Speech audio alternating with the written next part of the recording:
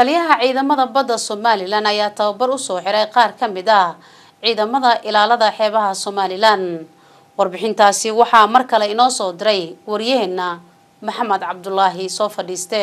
taliyaha guud ee ciidamada ilaalada xeebaha Somaliland Admiral Maxamed Xuseen Faarax Xiirane ayaa maanta tababar u soo xidhay 30 askari oo ka mid ah ciidamada ilaalada xeebaha Somaliland tababarkaasi oo lagu baranayay habka ilaalinta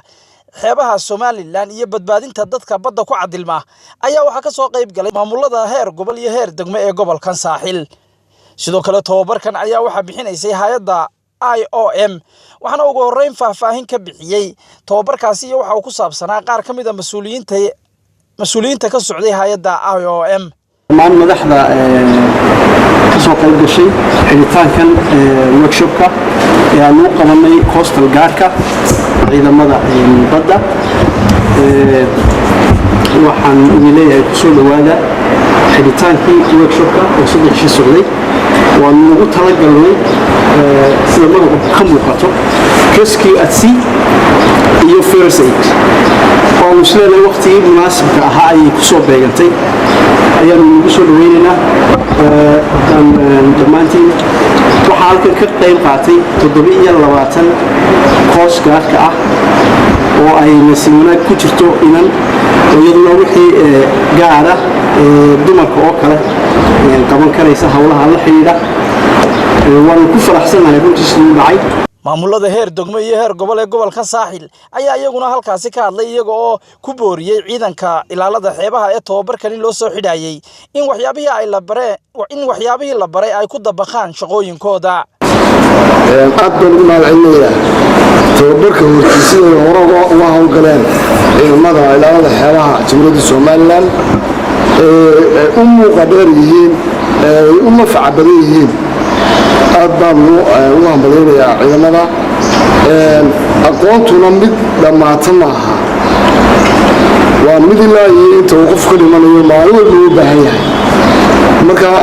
waxaan rajeynayaa inay aqoonta iyo cilmiga iyo wixii la soo kordhiyana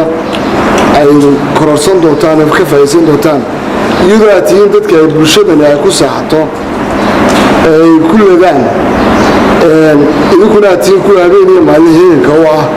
ilaalada xeebaha Jamhuuriyadda Somaliland kuwa cadawga ka boqaatihiin marka waxaan idin rajeynaynaa sida qalab ahaan u dhisantihiin aqoon ahaan u dhisantaan insha Allah taala runtii maalintii horaadkan waxbaan isniri ee siminaarku loo furmay waxaan isku tirtirsiin gelinaynay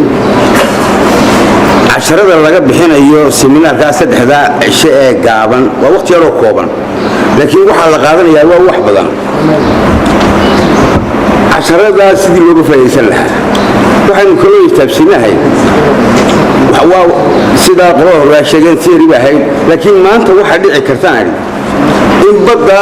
laga baahdo maanta gurmadkii lagu tababaray habeenadan inta nin qaxooto yimaanay 3 maalmood ba ciidanku waxay diyaar u ahaayeen iyo doonyahoodba waxay diyaar u ahaayeen maraakiibta iyo doonyaha dadka qaxootiga ah waday inay soo garab galaan oo soo kaxeeyaan ilaa ay keenayaan dikada ugu dambeyntii ayaa waxa tababarkaasi soo xidhay taliyaha guud ee ciidamada ilaalada xeebaha Somaliland Admiral Maxamed Xuseen Faarax Xiirane oo isagu dardaaran siiyay ciidamada tababarkaasi loo soo xidhayay waxaan raadinay siminaarka waxaan raadinay ama kuwa dhammaanayeen doona aqoonta dhalinyarada ee kor loo qaado baddu shaqo ballaaran sida ciidan tiris yariyahay haddana waxaan rabaa tayo yeelano oo inuu ku filaada shaqada Allah tilmaamay gobolka waa diyaar oo hadlay shaqaduna waxay tahay wax qeexan aad baan lagu hambalyeeyay gobolka dhamaantiis si ay noo shaqeeyaan gudoomiyuu yahay كله محمد عبد الله سوفرستي Somali Channel مقالة بربراء